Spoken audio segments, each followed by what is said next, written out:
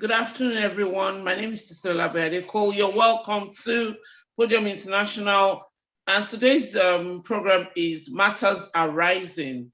With me in the studio is Pa Alex Ajala and also Mr. Kayode Emola, where we'll be deliberating on the topic for today, which is Yoruba Nation. What's the focus? You're welcome, sir, Mr. Ajala. Yeah, thank you. I want you to add my middle name. That would be Alex Oluwole Ajala. Okay, Daddy. It sounds, sorry, it sounds a little bit much, not too harsh into the ear. I was, yeah. Of course. Because Alex Ajala is a little bit too, you know what I mean. So thank you for everyone listening to me, and we will continue to serve you to bring out what we need to know in conjunction with Kayode Emola. Emola, I hope I pronounced your name correctly. Yeah. Thank you. Thank you. So you're welcome, Mr. Emola, as well. Say hello. Thank you very much. Okay. Mr. Yeah, Emola, you have something to say to the viewers? Yeah, no, I still remain my humble self, Kayode Emola. So we're trying to look at Yoruba Nation. What's the focus? We've seen several stories going on the internet. A lot of people are having different questions. Even up till today, quite a few people still called me. Election is coming. What are we doing? So myself and my co-panelist, Mr.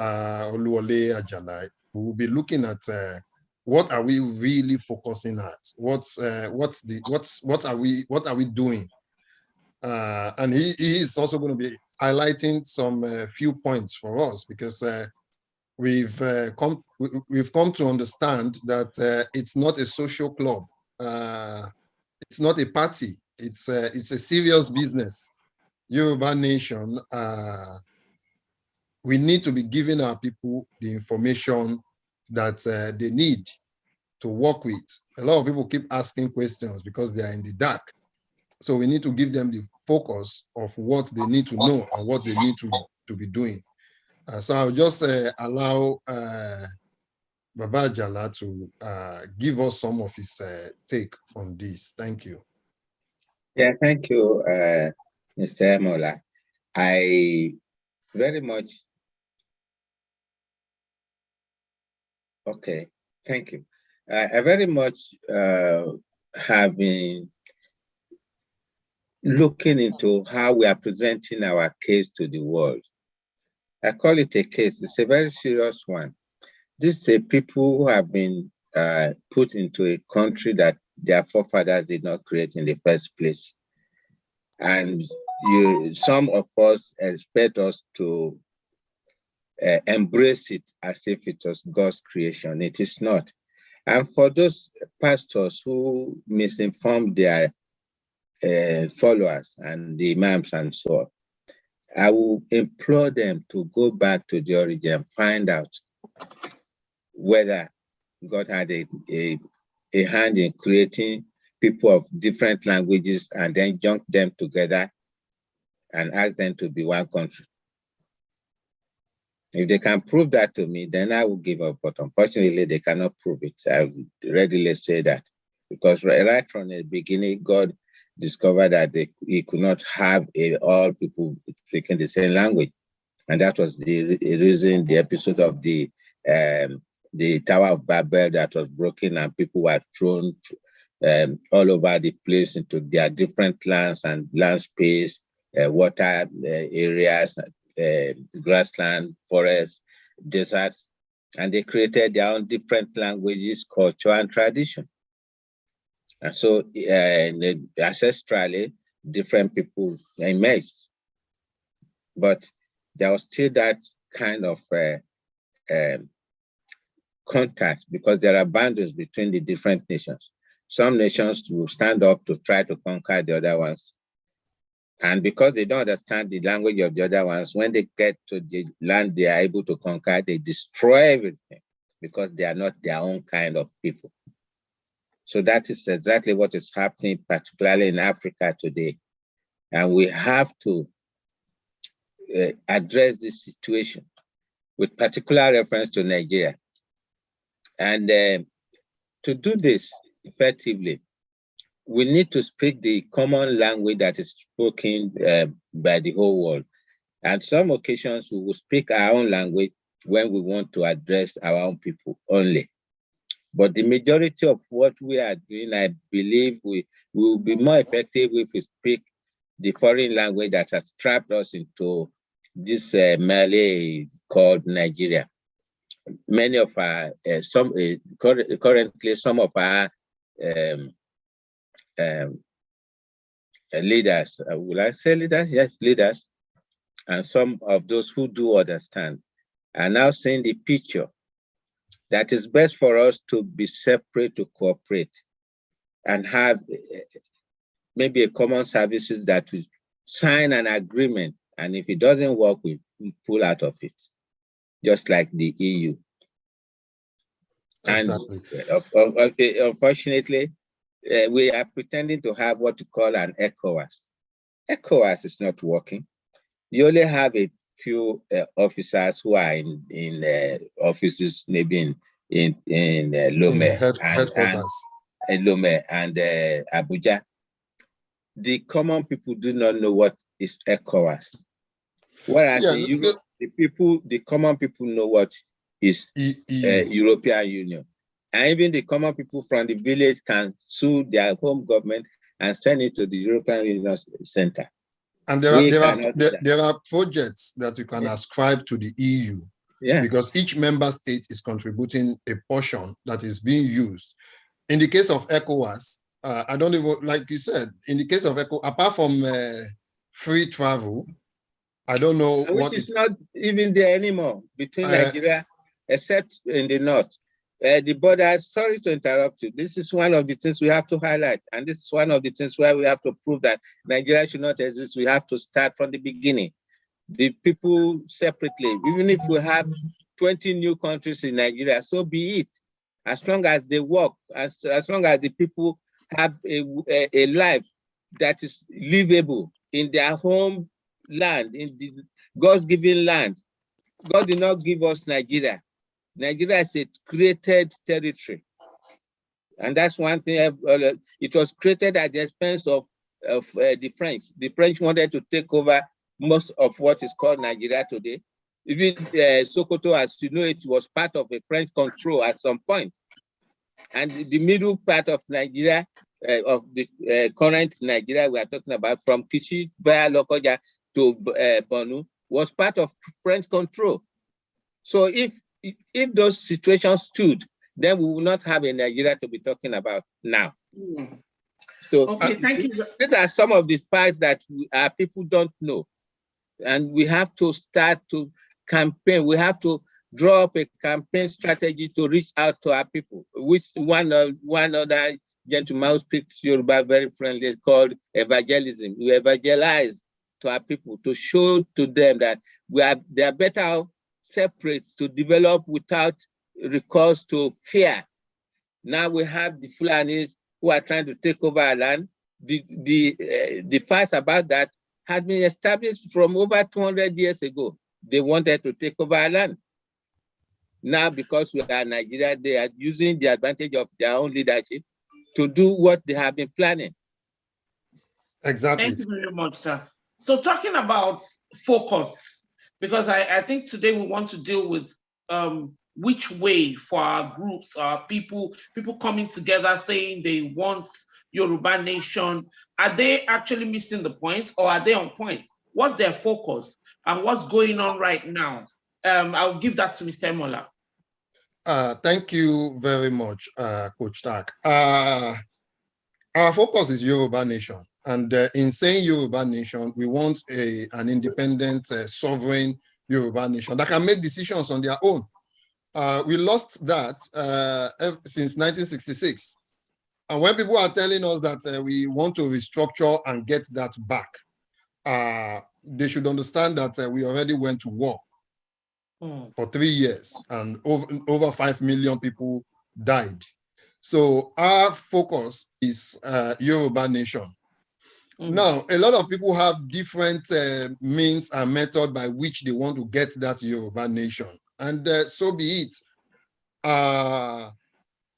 When the constitution, the first constitution of Nigeria was drawn up for a federal constituent, we had it that any of the regions, it was 3, the Yorubas, the Igbos, and the Hausas. These are not the 3 major people in Nigeria, but they used it as the basis, as the yardstick for deciding what Nigeria should be. And in that agreement, it says any of those constituent regions can pull out if the union no longer works. And when that union was altered in 1966, the North did not find it funny. They didn't enjoy it. Within 2 months after that unit was broken, the North conducted a military coup. Muritala stationed 200 planes to take his people back to the North. And because they are in power, it suits them to now create a new narrative that, yes, it could work. But the East, too, did not agree on that model to say, see, no one part can dominate the center. So our focus is Yoruba Nation. It is only the Yoruba people that ever since then have not defined what they want. They keep saying whatever comes our way, whatever is our lot, whatever we get. No, we cannot stand for that whatever we get. Our focus should be Yoruba Nation. And we should go back to that drawing board and say, this union is now in tatters. So, yeah. Thank you very much. But is that possible? If I may want to add to what he just said briefly. Okay, I want us to, there was not a union. It was just an agreement to work together. If it was a union, it should have been signed by our people. And even the constitution that was made by the British colonial officers was an accommodation to find a way to bring together the different regions so as to have a working relationship for purpose of peaceful trade. Everything was sent to predicate itself on trade. That's one thing we do not emphasize. It was not about having a political understanding, because a political understanding where the Northern People's Congress is a separate party in the North has nothing to do with the South. That's not a union. Or the ancient group that was mainly for the Yorubas and the NCC that was mainly for the Igbos. You can't call that a union. Thank you very much. It was a parchment. Thank you very much, sir. Okay, let's just say it was an agreement to work together. And at some point, the agreement could not be continued because it was not working. Let's say the business relationship was not working or the marriage was not working. And at this point now, the Yorubas want to go. But then the Yorubas themselves, are they actually focused?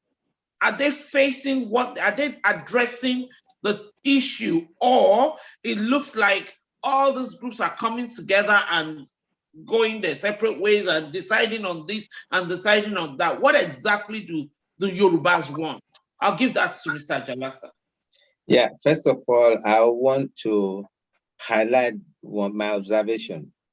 All of us in the different groups are running as if we are running a social club. We are in a grave danger if we continue to be part of Nigeria. The Yoruba land will be taken over. And before we know it, all the established Serikis that had been put in our midst will become emirs.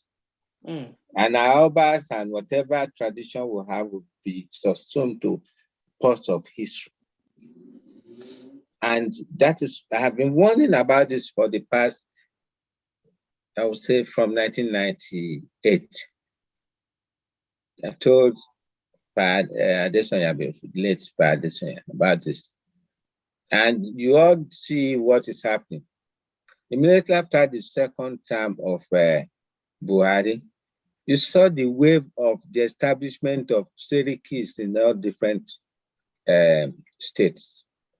Seriki Fulani of Ondo State, Seriki Fulani of Lagos State, and other.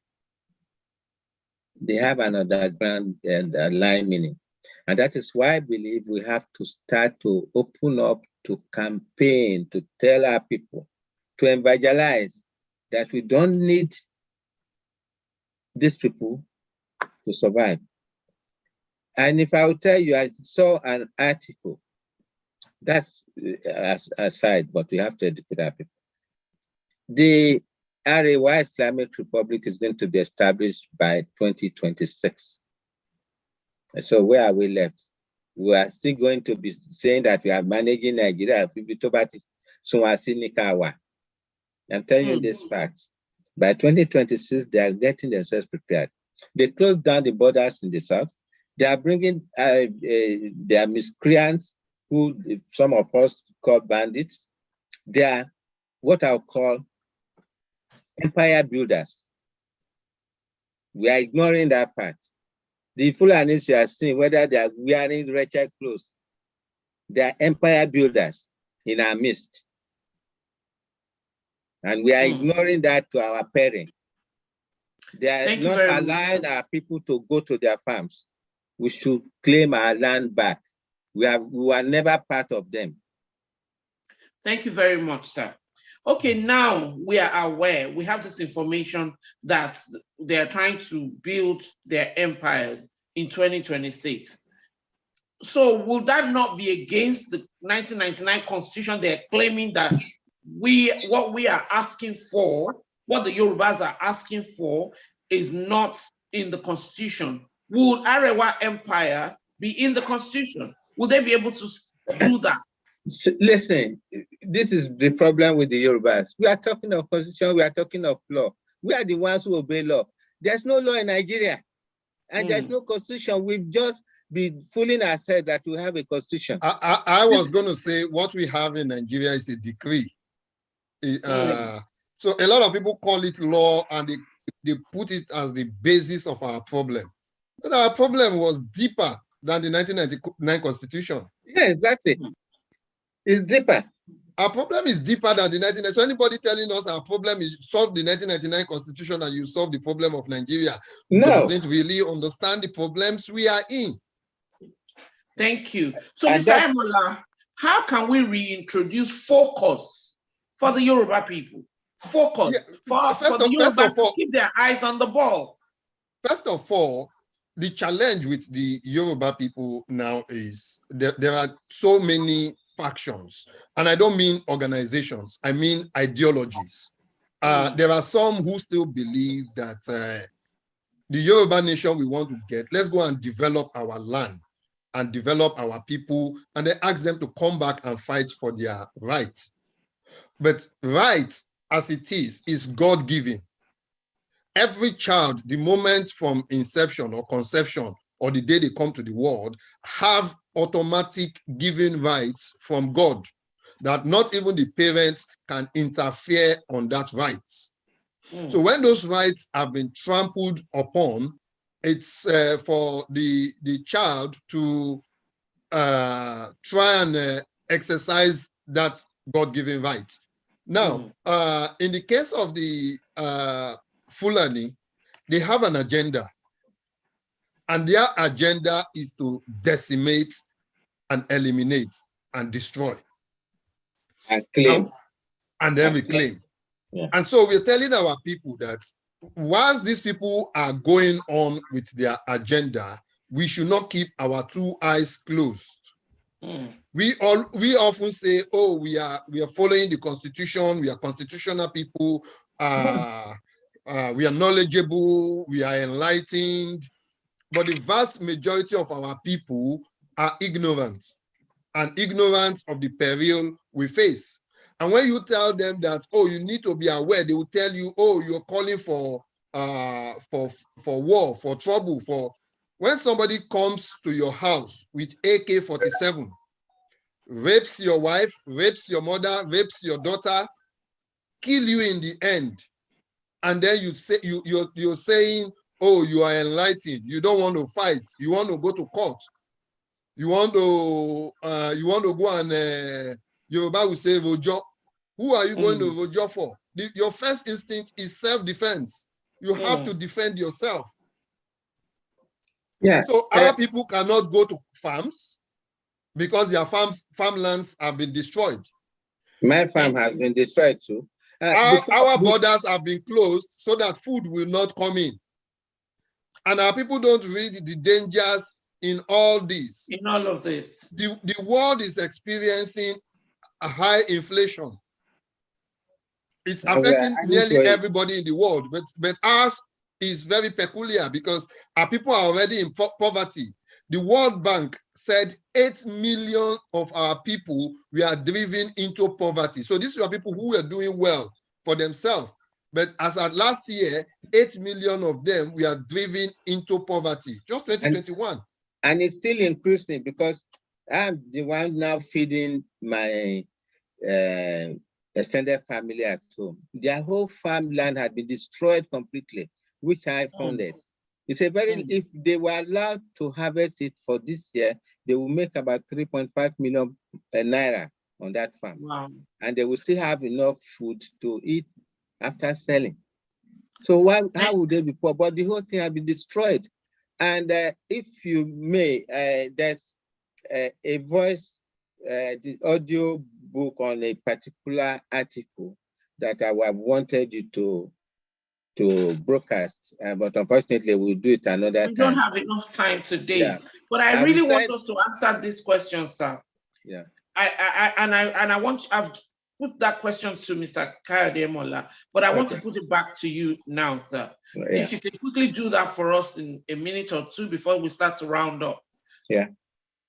How can we restore focus on our people, the Yoruba people? How can we ensure that they do not take their eyes off the ball? Well, our people should not, a lot of people are focused on the wrong thing. Majority of them are focused on election 2023 at the moment, or Ekiti and Osun State election 2022. I think we should redouble our effort to say, election is not our problem. The Yoruba people first need to come together, sit down and identify where they are going. And our destination is outside of Nigeria. We are not kidding. Anybody who still believes our destination is within the country, Nigeria, still do not know where we are going. So the first thing is the Yoruba, we are a nation already. What we lost is our sovereignty. And we lost it on multiple occasions. 1966 was the last time we exercised our sovereignty, or any little sovereignty we thought we had. And that is why you see our Obas and Ijoyes gallivanting in Abuja, begging for their for what's supposed to belong to them. The book of Proverbs says, I've seen an abomination when the princes are riding on are walking, and slaves are riding on the donkey. You cannot have justice in those kind of systems. So, and that system was created deliberately to handicap the owners of the property, the owners of the land. And we are saying our focus now should not be 2022 or 2023. If we're planning on how we can stop it, yes, that should be our primary focus on how to make sure this enslavement do not continue. Okay. If Thank I may you very add much, that, Mr. Mola. before we go off, looks like I think we have less than 3 minutes now.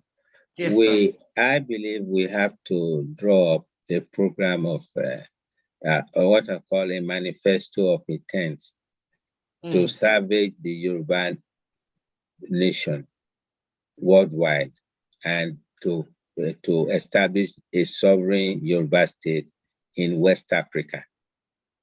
Okay. I use the word West Africa because we are not Nigerians. We just got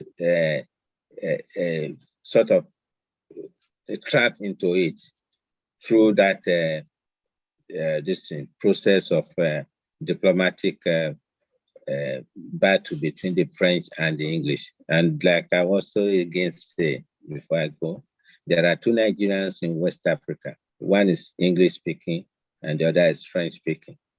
So there is no pride. There's no pride for us to say, well, I'm a patriotic Nigerian. I'm a patriotic Yoruba person. Let's go on. Yeah, and one of the our appeal is to our religious leader, especially to our pastors who know better, who are telling our people that Nigeria is a creation of God.